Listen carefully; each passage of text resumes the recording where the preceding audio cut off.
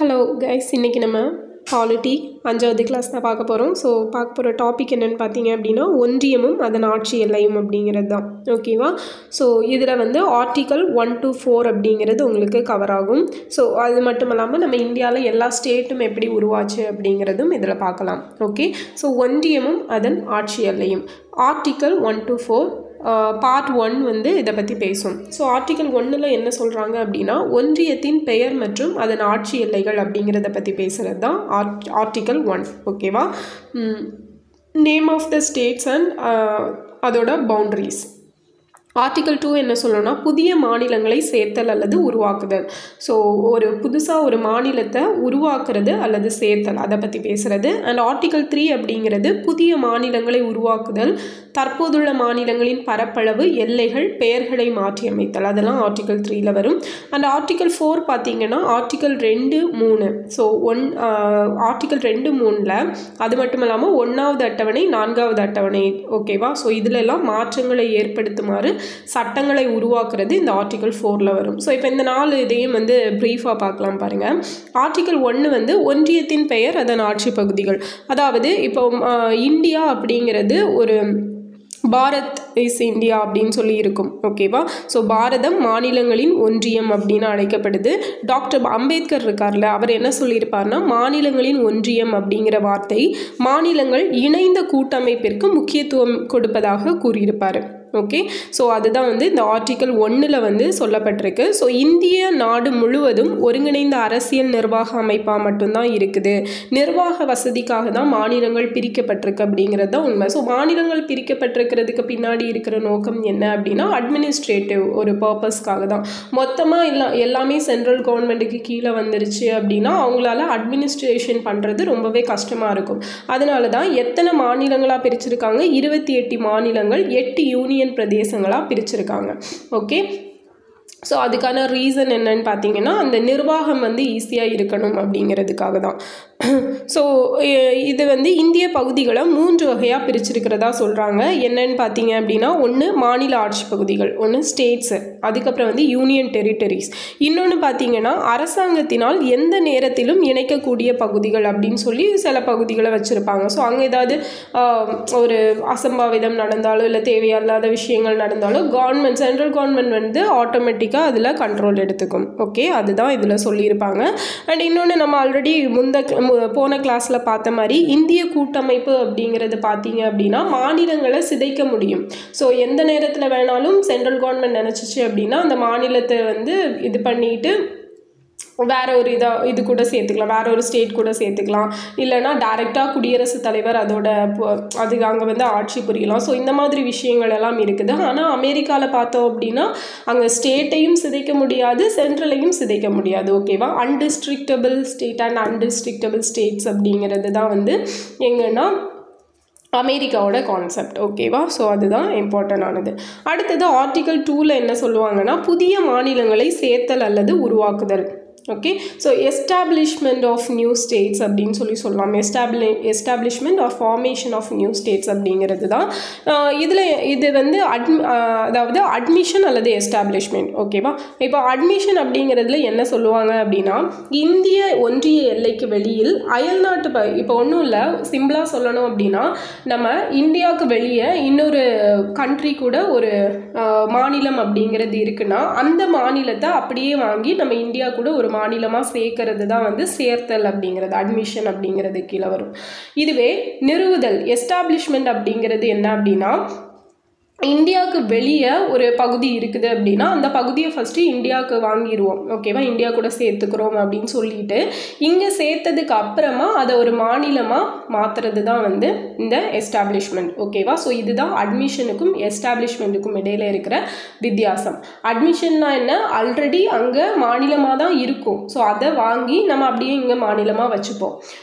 Establishment அப்படிங்கிறது வெளியே சும்மா ஒரு பகுதியாக இருக்கக்கூடியதை இங்கே வாங்கி வாங்கி நம்ம சேர்த்ததுக்கு அப்புறமா அதை மாநிலமாக கன்வெர்ட் பண்ணுவோம்.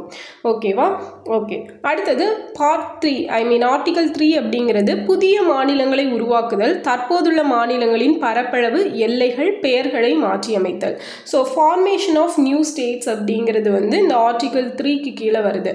ஸோ இதில் என்னெல்லாம் பண்ணுறாங்க அப்படின்னு பார்த்தீங்க அப்படின்னா, ஒரு மாநிலத்தில் இந்தியாவுக்குள்ளேயே இருக்கிற ஒரு மாநிலத்தை 2ஆக ஸ்ப்ளிட் பண்ணி புது மாநிலமாக உருவாக்கலாம், அல்லது ஒரு மாநிலத்தோட எல்லையை மாற்றி அமைக்கலாம், இல்லைனா நிலப்பரப்பை அதிகரிக்கலாம், குறைக்கலாம், மாநிலத்தோட பெயரை மாற்றலாம், மாநில அந்தஸ்தை நீக்கி யூனியன் பிரதேசமாக மாற்றலாம், யூனியன் பிரதேசத்தை புதிய மாநிலமாக மாற்றலாம். ஸோ ஜம்மு காஷ்மீர் லடாக்கெல்லாம் மாற்றினாங்க இல்லையா? ஸோ அந்த மாதிரி தான்.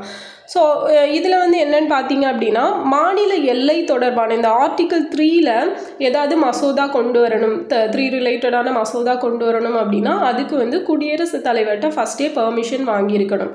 ஸோ அப்படி வாங்கியிருந்தால் மட்டும்தான் பார்த்தீங்கன்னா அந்த மசோதாவை வந்து பாராளுமன்றத்தில் தாக்கல் செய்ய முடியும். ஓகே, ஆனால் ஒரு மாநிலத்துக்கு தான் இது தேவையே தவிர யூனியன் டெரிட்டரியில் ஏதாவது சேஞ்சஸ் பண்ணணும் அப்படின்னா அதை பார்லிமெண்ட்டே ஸ்ட்ரைட்டாக பண்ணிக்கலாம், குடியரசுத் தலைவரோட ஒப்புதல் வாங்கணும்னுலாம் அவசியம் கிடையாது. ஓகேவா? நெக்ஸ்ட் ஆர்டிகல் 4 என்ன சொன்னோம்? Article 2, 3, schedule 1, 4. ஸோ அதிலெல்லாம் பண்ணுற சேஞ்சஸ் வந்து இந்த ஆர்டிகல் 4 ரிலேட்டடாக வரக்கூடியது. ஸோ பட் இந்த ஆர்டிகல் 4ல் நம்ம சேஞ்சஸ் பண்ணுறோம் இல்லையா, 2, 3, 1, 4 ஷெட்யூல்ஸ்லாம் பண்ணுற சேஞ்சஸ் வந்து ஆர்டிகல் 368க்கு கீழே வர்றது கிடையாது. அமெண்ட்மெண்ட் ஆஃப் த கான்ஸ்டியூஷன் அப்படிங்கிறது சட்ட திருத்தமாக கொண்டு வர்றது கிடையாது. சும்மா ஜஸ்ட் ஒரு சிம்பிள் மெஜாரிட்டி மூலமாக ஒரு எளிய மசோதா, ஓகேவா, எளிய பெரும்பான்மை மூலமாக திருத்தி அவங்க வந்து இந்த ஸ்டேட்டை மாற்றுறது, இந்த மாதிரியான விஷயங்களெல்லாம் பண்ணலாம். ஸோ இப்போ ஸ்டேட்டுக்கு வந்து ஸ்டேட்டில் வந்து இப்போது ஏதாவது சேஞ்சஸ் கொண்டு வராங்க, ஸ்டேட்டோட எல்லை மாற்றுறாங்க, இந்த மாதிரியெல்லாம் பண்ணுறாங்கல்ல, இதை வந்து ஸ்டேட்டே பண்ணிக்கலாமா அப்படின்னா பண்ண முடியாது. ஓகேவா? ஸோ ஒரு ஸ்டேட்டில் என்ன அந்த எல்லை தொடர்பான என்ன ஒரு விஷயம், என்ன ஒரு சேஞ்சஸ் கொண்டு வரலாம் அப்படின்னாலும் சென்ட்ரல் கவர்மெண்ட் பார்லிமெண்ட் தான் பண்ண முடியுமே தவிர ஸ்டேட் கவர்மெண்ட் நம்ம இங்கே இருக்க ஸ்டேட் லெஜிஸ்லேச்சர்ஸ் மூலமாக பண்ண முடியாது. ஓகேவா? அந்த கான்செப்டை புரிஞ்சுக்கணும். அடுத்தது பார்த்தீங்கன்னா இது ரிலேட்டடான ஒரு கேஸ் என்னென்னா பெருபாரி யூனியன் கேஸ் அப்படின்னு சொல்லுவாங்க. 1960 நடந்தது. ஸோ இதில் என்னென்னா 1947 இந்தியா பாகிஸ்தான் எல்லையை வரையறுக்கிறதுக்காக ராட்க்ளிஃப் அப்படிங்கிற ஒரு தலைமையில் ஒரு ஆணையம் அப்படிங்கிறவங்க அமைக்கிறாங்க. ஓகேவா? ஸோ அதனால தான் இது வந்து இந்தியா பாகிஸ்தான் பார்டர் என்ன சொல்லுவோம் அப்படின்னா அந்த எல்லையை ராட்க்ளிஃப் லைன் அப்படின்னு சொல்லுவாங்க. ஸோ இவர் என்ன பண்ணுறாரு அப்படின்னா, இந்துக்கள் அதிகம் வாழ்ந்த பகுதி இந்தியாவுக்குன்னும் முஸ்லீம்கள் அதிகம் வாழ்ந்த பகுதி பாகிஸ்தானுக்கும் அப்படின்னு பிரித்து கொடுத்துட்றாங்க. ஸோ ராட்க்ளிஃபோட எல்லைக்கோட்டின்படி என்ன ஆகுதுன்னா, மேற்கு வங்காளம் இருக்கு இல்லையா, ஸோ இங்கே இருக்கும் மேற்கு வங்காளம் வந்து இங்கே ஜல்பைகுரி அப்படிங்கிற ஒரு மாவட்டத்தில் இந்துக்கள் அதிகமாக வாழ்ந்த பெருபாரி அப்படிங்கிற கிராமம் வந்து இந்தியா கிட்ட தான் இருந்துச்சு. ஓகேவா? ஸோ அப்போ என்ன ஆகுது அப்படின்னா, எல்லை பிரிப்பு ஆவணங்கள்லாம் பெருபாரி பற்றி எந்த ஒரு இதுவுமே குறிப்பிடலை. பாகிஸ்தான் வந்து என்ன பண்ணிட்டாங்க, அப்போது பெருபாரியை வந்து எங்களோட பிளேஸ் அப்படின்னு சொல்லி அவங்களோட வரைபடத்தில் சேர்த்துக்கிட்டாங்க. இதில் தான் என்ன ஆகுதுன்னா எல்லை பிரச்சனை அப்படிங்கிறது வருது. அப்போ 1958 நேரு என்ன பண்ணுறாரு அப்படின்னா, பாகிஸ்தான் பிரதமரான ஃபெரோஸ் ஷா நூன், அந்த டைமில் பாகிஸ்தான் பிரதமராக இருந்தவருக்கு கூட ஒரு ஒப்பந்தம் அப்படிங்கிறது போடப்பட்டு பெருபாரி கிராமத்தை பாகிஸ்தானுக்கே கொடுத்துட்றாங்க. ஓகே, நீங்களே வச்சுக்கோங்க அப்படின்னு. இதனால என்ன ஆகுதுன்னு பார்த்தீங்கன்னா சில கலவரங்கள் அப்படிங்கிறது வெடிக்குது. அப்போது எதனால கலவரம் வருதுன்னு பார்த்தீங்கன்னா, இந்த மேற்கு வங்க அரசோட இசைவின்றி நீங்கள் பெருபாரி கிராமத்தை பாகிஸ்தானுக்கு வழங்கிட்டீங்க, ஸோ இது வந்து இந்தியன் கான்ஸ்டியூஷனுக்கு எகெயின்ஸ்டாக இருக்குது அப்படின்னு சொல்லி மேற்கு வங்க அரசு வந்து வழக்கு தொடருது. ஸோ இந்த 1960 9வது சட்ட திருத்தத்தின் மூலமாக பெருபாரி கிராமம் வந்து பாகிஸ்தானுக்கு ஃபைனலாக வழங்கப்படுது. ஓகேவா? ஸோ கேசஸ் எல்லாம் முடிஞ்சு கொடுத்துட்றாங்க. 1969 மகன்பாய் ஈஸ்வர் பாய் பட்டேல் அப்படிங்கிற ஒரு யூனியன் ஆஃப் இந்தியா. ஸோ இந்த கேஸில் என்ன சொல்கிறாங்க அப்படின்னா, உச்சநீதிமன்றம் இந்தியாவுக்கும் அண்டை நாடுகளுக்கும் இடையே எல்லை பிரச்சனையை தீர்ப்பதற்கு அரசியலமைப்பு சட்ட திருத்தம் தேவையில்லை அப்படின்னு சொல்லி தீர்ப்பு சொன்னது எந்த கேஸ்லனா மகன்பாய் ஈஸ்வர் பாய் பட்டேல் அப்படிங்கிற கேஸில் தான். ஓகேவா? அதுக்கப்புறம் பார்த்தீங்கன்னா 1990 நீதிபதி ஷா அப்படிங்கிறவர் தலைமையில் வந்து ஒரு உச்சநீதிமன்ற அமர்வு நடக்குது. அவங்க என்ன சொல்கிறாங்க அப்படின்னா, எல்லை தொடர்பாக ஏதாவது பிரச்சனை வந்துச்சு, சர்ச்சைக்குரிய பிரச்சனை வந்துச்சுன்னா அதுக்கு கண்டிப்பாக கான்ஸ்டியூஷன் அமெண்ட்மெண்ட் பண்ணி தான் தீர்வு காணணும் அப்படின்னு சொல்லி சொல்கிறாங்க. ஓகேவா. 1969 என்ன சொல்கிறாங்க அப்படின்னா, எல்லை தொடர்பான பிரச்சனைக்கு சட்ட திருத்தம் எதுவும் பண்ண வேண்டிய அவசியம் இல்லைன்னு சொல்கிறாங்க. அதுவே 1990 நீதிபதி ஷா அவரோட தலைமையிலான ஒரு செஷன் நடக்குது. ஸோ அந்த செஷனில் என்ன சொல்கிறாங்க அப்படின்னா, ஏதாவது எல்லை தொடர்பான ப்ராப்ளம் வந்துச்சுன்னா கட்டாயமாக சட்ட திருத்தம் செய்யணும் அப்படின்னு சொல்லி சொல்கிறாங்க. ஓகேவா. ஸோ இந்த கான்செப்ட் புரிஞ்சிருக்கும்னு நினைக்கிறேன். அடுத்தது வங்கதேச எல்லை விவகாரம் 100வது சட்ட திருத்தம். ஓகேவா. ஸோ 2015 100வது சட்ட திருத்தம் அப்படிங்கிறது கொண்டு வரப்படுது. இதன்படி என்னென்னா, வங்கதேசத்தோட எல்லையில் இந்துக்கள் வாழும் கிராமங்களை எல்லாத்தையும் இந்தியாவுக்கும், அதே மாதிரி இந்தியாவில் மேற்கு வங்காளம், திரிபுரா, மேகாலயா மாநிலங்களில் எல்லைகள் இருக்கும் இல்லையா. ஸோ அதில் முஸ்லீம்ஸ் அதிகமாக வாழ்கிற கிராமங்களை வங்கதேசத்திற்கும் என்ன பண்ணுறாங்க, ஈக்குவலாக பரஸ்பரமாக பரிமாறிக்கிறாங்க.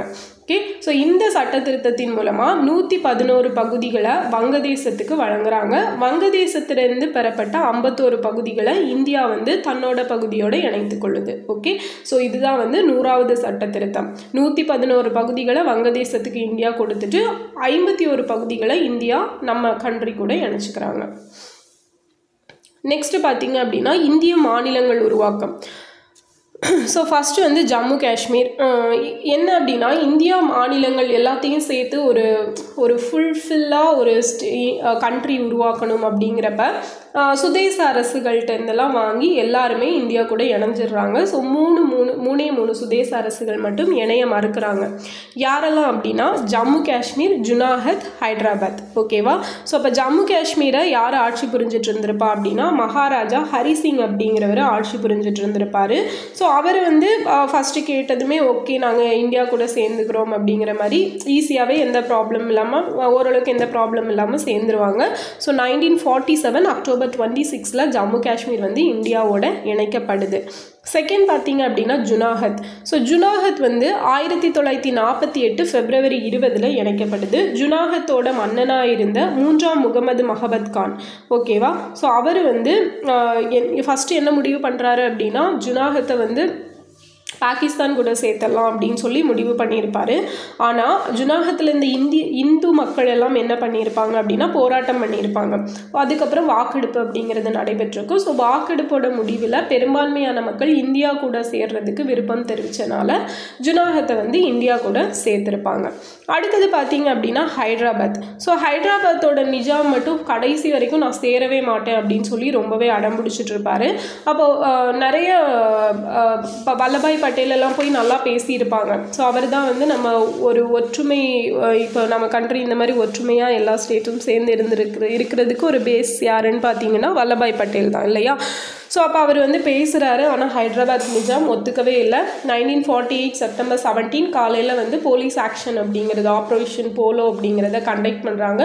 அதுக்கப்புறம் தான் ஹைதராபாத் வந்து இந்தியா கூட இணைக்கப்படுது. ஓகே. ஸோ இதான் வந்து இந்த ஜம்மு காஷ்மீர், ஜுனாகத், ஹைதராபாத் மூணும் இந்தியா கூட இணைஞ்ச ஸ்டோரி. அடுத்தது மொழிவாரி மாநிலங்கள் உருவாக்குதல்.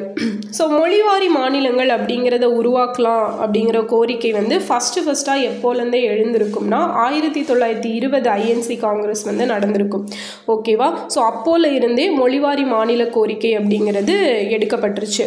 1920 நாக்பூரில் நடைபெற்ற இந்திய தேசிய காங்கிரஸ் மாநாட்டில் மொழிவாரியான மாகாண காங்கிரஸ் குழுக்கள் அமைக்கப்படுவதன் மூலம் மொழி அடையாளத்தின் அடிப்படையில் அமைந்த தேசிய அடையாளம் பாதுகாக்கப்படும் அப்படின்னு சொல்லி சொல்கிறாங்க. ஓகேவா.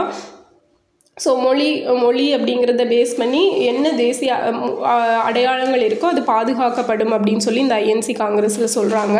ஸோ 1928 நேரு அறிக்கை அப்படிங்கிறது வெளியாகுது இல்லையா. ஸோ நேரு அறிக்கை இயர் என்ன, இயர் வித் டேட்டு சொல்லுங்கள் பார்ப்போம். நான் ஃபஸ்ட்டு 2 கிளாஸில் வந்து சொல்லியிருப்பேன். ஓகேவா. அது என்னன்னு சொல்லி கமெண்ட் சொல்லுங்கள். அண்ட் இதில் வந்து நிதி நிர்வாக காரணங்களுக்கு உட்பட்டு பெரும்பான்மை மக்கள் வாழும் இட அடிப்படையில் மாநிலங்களை மொழிவாரியாக மறுசீரமைப்பதற்கான கோரிக்கை நிறைவேற்றப்படணும் அப்படின்னு சொல்லி சொல்லப்பட்டுச்சு. ஓகே. ஸோ இந்த டைம்லேயே பார்த்தீங்க அப்படின்னா மொழிவாரி மாநிலங்கள் உருவாக்குறதுக்கான கொள்கை வந்துருச்சு. அண்ட் இன்னொரு கொஸ்டின் என்னென்னு பார்த்தீங்கன்னா 1920 ஐஎன்சி காங்கிரஸ் 2 மீட்டிங் நடந்திருக்கும்.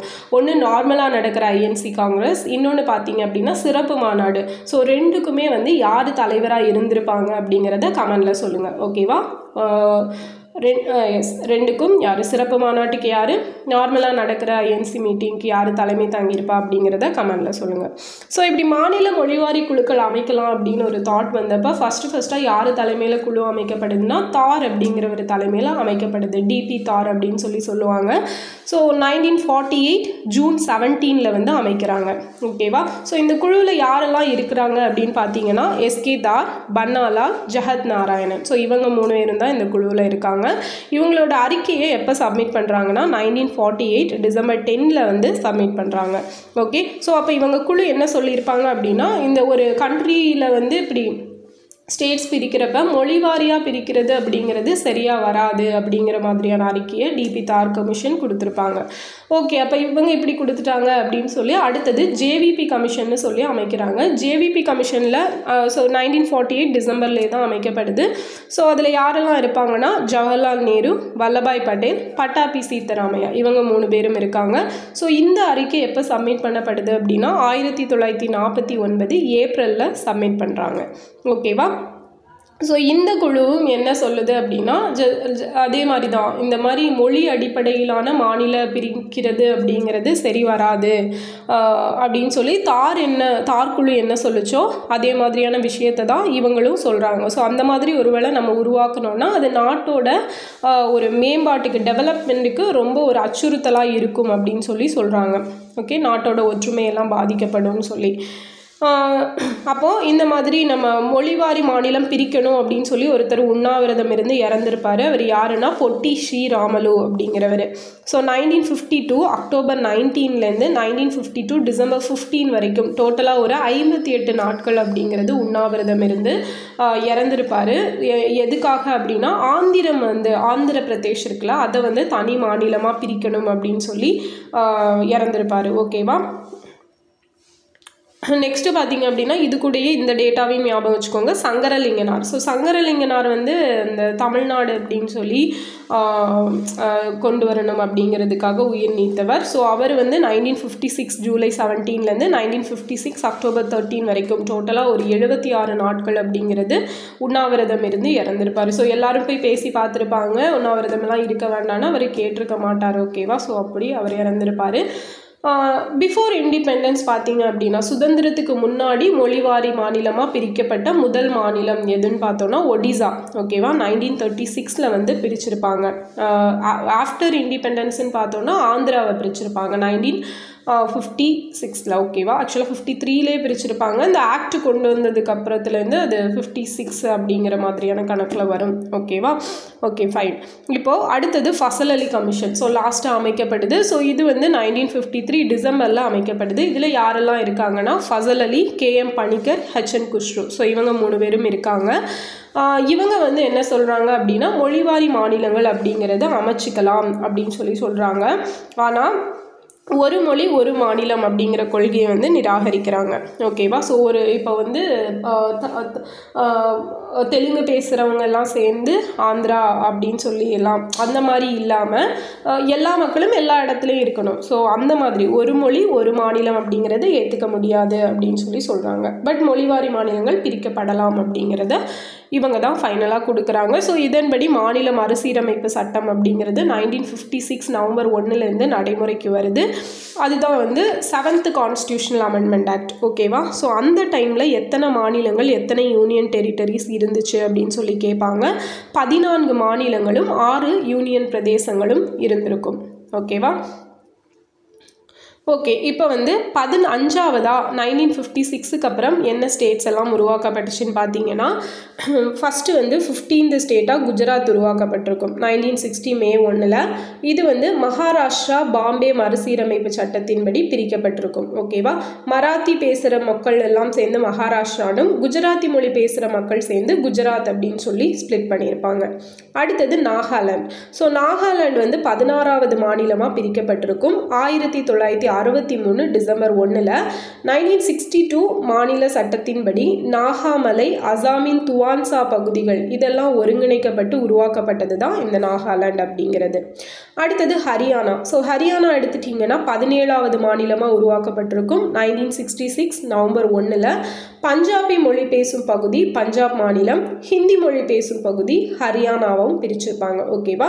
ஸோ இது வந்து எந்த கமிட்டியோட ரெக்கமெண்டேஷன் படி உருவாக்கப்பட்டுச்சு அப்படின்னா ஷா கமிஷன். ஓகேவா? இவங்களோட ரெக்கமெண்டேஷன் படி உருவாக்கப்பட்டது. அடுத்தது ஹிமாச்சல் பிரதேஷ். ஸோ இது வந்து 18வது மாநிலமாக உருவாக்கப்பட்டிருக்கும் 1971 ஜான்வரி 25. ஓகேவா? ஸோ மாநில சட்டம் 1970 படி மத்திய மாகாணங்கள் பகுதியை பிரித்து ஹிமாச்சல் பிரதேஷ் அப்படிங்கிறது உருவாக்கப்பட்டிருக்கு. அடுத்தது மணிப்பூர். மணிப்பூர் எடுத்துட்டிங்கன்னா 19வது மாநிலம் 1972 ஜனவரி 21 வந்து உருவாக்கப்பட்டுச்சு. 1971ஆம் ஆண்டு வடகிழக்கு பகுதி மறுசீரமைப்பு சட்டத்தினால் உருவாக்கப்பட்டது தான் இந்த மணிப்பூர் அப்படிங்கிறது. அடுத்தது திரிபுரா. ஸோ திரிபுரா எடுத்துட்டிங்க அப்படின்னா 20வது மாநிலம் 1972 ஜனவரி 21 உருவாக்கப்பட்டிருக்கும். 1971 வடகிழக்கு பகுதி மறுசீரமைப்பு சட்டத்தினால் உருவானது தான் திரிபுரா. ஓகே, ஸோ இந்த பிடிஎஃப் நான் கொடுத்துட்றேன், பார்த்துக்கோங்க. ஓகேவா? மேகாலயா 21வது ஸ்டேட்டு 1972 ஜான்வரி 21 22வது சட்டத்திருத்தத்தின்படி உருவாக்கப்பட்டிருக்கும். அடுத்தது சிக்கிம் பார்த்தீங்க அப்படின்னா 22nd ஸ்டேட்டு 36வது சட்ட திருத்தம் 1975 படி துணை மாநில அந்தஸ்தில் இருந்த சிக்கிம் வந்து மாநில அந்தஸ்துக்கு மாற்றப்படுது. ஸோ இந்த சட்ட திருத்தத்தின்படி 4வது அட்டவணையில் சில திருத்தங்கள் அப்படிங்கிறத மேற்கொண்டு 371F படி சிக்கிம் மாநிலத்திற்கு சிறப்பு அந்தஸ்து கொடுக்கப்படுது. ஓகேவா? அப்போ சிக்கிமிற்கு சிறப்பு அந்தஸ்து கொடுக்குற ஆர்டிக்கல் எதுனா ஆர்டிக்கல் 371F. ஓகேவா? ஸோ எஃப் ஃபார் ஃப்ரெண்ட்ஸ் அப்படின்னு ஞாபகம் வச்சுக்கோங்க. ஃப்ரெண்ட்ஸ் அப்படின்னா நம்மளை சிக்கல்லேருந்து மீட்பாங்க அப்படின்னு ஞாபகம் வச்சுக்கோங்க. So friends Sikkim. அடுத்தது மிசோரம். ஸோ மிசோரம் வந்து 23rd ஸ்டேட்டு 1987. இது வந்து அசாமில் இருந்து பிரித்து யூனியன் பிரதேசமாக இருந்த மிசோரத்தை ஒரு புது மாநிலமாக உருவாக்கியிருப்பாங்க. ஸோ இந்த அமெண்ட்மெண்ட் பார்த்துக்கோங்க, இது ஒரு தடவை எக்ஸாமில் கேட்டிருக்காங்க. 53rd amendment, 55th amendment, 56th amendment அப்படிங்கிறது. ஓகேவா? Arunachal Pradesh 24th state, Goa 25th state, Chhattisgarh வந்து 26th ஸ்டேட்டு 2000. ஓகே, அடுத்தது உத்தரகாண்டும் 2000 தான் 27வது ஸ்டேட்டு, ஜார்க்கண்ட் 28 2000வது ஆண்டு, தெலுங்கானா 29வது state 2014 June 2. So Shri Krishna கமிஷனோட ரெக்கமெண்டேஷன் படி தெலுங்கானா உருவாகிருக்கும். ஸோ தெலுங்கானா உருவாக்குறப்ப 29 ஸ்டேட் இருந்திருக்கும். அப்புறம் என்னாச்சு, ஜம்மு காஷ்மீர் லடாக்கை வந்து யூனியன் டெரிட்டரியாக மாற்றிருப்பாங்க. அதனால ஒரு ஸ்டேட்டோட கவுண்ட் குறைஞ்சி 28 ஸ்டேட்டு யூனியன் டெரிட்டரி வந்து 9 இருந்திருக்கும். ஸோ தாத்ரா நாகர் அண்ட் டாமன் டையூ ரெண்டையும் சேர்த்து ஒரே யூனியன் டெரிட்டரியாக மாற்றிருப்பாங்க, மர்ஜ் பண்ணி. ஓகேவா? அதனால 9 இருந்த யூனியன் டெரிட்டரி 8 மாறி இருக்கும். ஓகே, ஸோ இதுதான். ஸோ ஜம்மு காஷ்மீர் 2019 அக்டோபர் 31 அதோட சிறப்பு அந்தஸ்து அப்படிங்கிறது நீக்கப்பட்டு ஜம்மு காஷ்மீர் லடாக் அப்படின்னு 2 யூனியன் டெரிட்டரியாக மாற்றப்பட்டிருக்கும். 2023 ஜூன் மாத நிலவரப்படி எத்தனை மாநிலங்கள்? 28 மாநிலங்கள் இருக்குது. அப்போ ஜம்மு காஷ்மீரில் வந்து ஃபஸ்ட்டு என்ன சிறப்பு அந்தஸ்தின்படி அங்கே வந்து வெளி மாநிலங்களை சேர்ந்தவங்களெல்லாம் அங்கே போய் நிலம் வாங்க முடியாது, போய் இருக்க முடியாது. ஸோ டூயல் சிட்டிசன்ஷிப் அந்த மாதிரியான ஒரு கான்செப்ட் இருந்துச்சு. இந்தியாவுக்குள்ளேயே தான் அவங்க இருந்தாலும் அங்கேன்னு சொல்லி தனியாக சர்டன் ரூல்ஸ் எல்லாம் இருந்துச்சு. ஸோ அதெல்லாம் நீக்கிட்டு அவங்களும் இந்தியாவில் ஒரு பார்ட் தான் அப்படின்னு சொல்லி கொண்டு வந்தது தான் அந்த சிறப்பு அந்தஸ்தை நீக்கி நார்மல் ஸ்டேட் மாதிரி கொண்டு வந்திருப்பாங்க. ஓகேவா? அடுத்தது ஆண்டு பழைய பெயர் புதிய பெயர். ஸோ 1950 ஐக்கிய மாகாணம் அப்படிங்கிறது இருந்ததை யூபின்னு மாற்றிருப்பாங்க. 1969 மெட்ராஸ் மாகாணம் அப்படின்னு இருந்ததை தமிழ்நாடுன்னு மாற்றிருப்பாங்க. 1969 ஜான்வரி 14. ஸோ ஆல்ரெடி இது சொல்லியிருப்பேன். 1967 1967 ஜூலை 18 வந்து இப்படி தமிழ்நாடுன்னு மாற்றலான்னு தீர்மானம் சட்டப்பேரவையில் கொண்டு வந்திருப்பாங்க. 1968 நவம்பர் 23 அந்த தீர்மானத்தை வந்து பாராளுமன்றத்தில் வந்து ஓகே பண்ணியிருப்பாங்க. அதன்படி 1969 ஜனவரி 14 வந்து தமிழ்நாடுன்னு சொல்லி மாற்றம் பண்ணியிருப்பாங்க. அதே வருஷம் 1949 February 3 தான் CN அண்ணாதுரை அவர்கள் இறந்திருப்பார். ஓகேவா. 1973 மைசூர் கர்நாடகான்னு மாற்றிருப்பாங்க. 1995 பம்பாயோட நேமை மும்பைன்னு மாற்றிருப்பாங்க. 2006 உத்தராஞ்சல் அப்படிங்கிற பேரை உத்தரகாண்ட் அப்படின்னு மாற்றிருப்பாங்க. 2006 பாண்டிச்சேரி அப்படிங்கிற பேரை புதுச்சேரின்னு மாற்றிருப்பாங்க. 2006 பெங்களூர் அப்படிங்கிறத பெங்களூரு அப்படின்னு மாற்றிருப்பாங்க. 2011 ஒரிசான்னு இருந்ததை ஒடிசா அப்படின்னு சொல்லி மாற்றிருப்பாங்க. ஸோ இப்போ இதோட ரிலேட்டடான கரண்ட் நியூஸ் பார்த்தீங்க அப்படின்னா மேற்கு வங்காளத்தோட பேரை வங்கம் அப்படின்னு சொல்லி மாற்றணும் அப்படின்னு சொல்லி கேட்டிருக்காங்க. ஓகேவா, அதை நோட் பண்ணி வச்சுக்கோங்க. கேட்டிருக்காங்க, இன்னும் எந்த ஒரு இதுவும் எடுக்கப்படலை. 1956 பிரிக்கப்பட்ட யூனியன் பிரதேசங்கள் எதெல்லாம்னா அந்தமான் நிக்கோபார், டெல்லி, மணிப்பூர், திரிபுரா, ஹிமாச்சல் பிரதேஷ், லக்ஷதீப். ஓகேவா. இதில் ஹிமாச்சல் பிரதேஷ், மணிப்பூர், திரிபுரா எல்லாம் இப்போது ஸ்டேட் அந்தஸ்துக்கு மாறிடுச்சு. இது பாருங்கள் 1956 அப்புறமா உருவாக்கப்பட்ட யூனியன் பிரதேசங்கள். ஸோ 1961 தாத்ரா நாகர் ஹவேலி வந்து 10வது சட்ட திருத்தம். 62 கோவா 12வது சட்ட திருத்தம். சேம் 62 டையூ டாமன், அதுவும் 12வது சட்ட திருத்தம் தான். 62 பாண்டிச்சேரி, ஆனால் 14th சட்ட திருத்தம். 66 சண்டிகர், ஸோ இது வந்து பஞ்சாப் மாகாண மறுசீரமைப்பு சட்டப்படி. 72 அருணாச்சல் பிரதேஷும் மிசோரமும். 2019 ஜம்மு காஷ்மீரும் லடாக்கும். 1956 பிறகு மாநில அந்தஸ்து பெற்ற யூனியன் பிரதேசங்கள் இதெல்லாம் தான். ஹிமாச்சல் பிரதேஷ், மணிப்பூர், திரிபுரா, மிசோரம், அருணாச்சல் பிரதேஷ், கோவா. ஓகேவா. ஸோ டெல்லிக்கு வந்து 1991 69th கான்ஸ்டியூஷனல் அமெண்ட்மெண்ட் ஆக்ட் படி தேசிய தலைநகர் டெல்லி, நேஷ்னல் கேபிட்டல் ரீஜியன் அப்படிங்கிற ஒரு அந்தஸ்து வந்து கொடுத்துருப்பாங்க. இது 1992 நடைமுறைக்கு வந்திருக்கும். 2020 ஜனவரி 26 தாத்ரா நாகர் ஹவேலி, டையூ டாமன் இணைச்சு ஒரே யூனியன் டெரிட்டரியாக கொண்டு வந்திருப்பாங்க. ஓகேவா. ஸோ இப்போ இருக்கிற 8 யூனியன் டெரிட்டரிஸ் இதுதான். டெல்லி, அந்தமான் நிக்கோபார், லக்ஷதீப், புதுச்சேரி, சண்டிகர், தாத்ரா நாகர் அண்ட் டாமன் டையூ, ஜம்மு காஷ்மீர், லடாக். ஓகேவா. ஸோ இதுதான் மக்களே இன்றைக்கான கிளாஸ். ஓகேவா, ஃபைன். ஸோ இது வந்து உங்களுக்கு டீட்டெயிலாக புரிஞ்சிருக்கும்னு நினைக்கிறேன். அண்ட் இந்த நோட்ஸ் வந்து நான் உங்களுக்கு ஷேர் பண்ணுறேன். ஓகேவா. ஸோ நெக்ஸ்ட் வீடியோவில் பார்க்கலாம். தேங்க்யூ.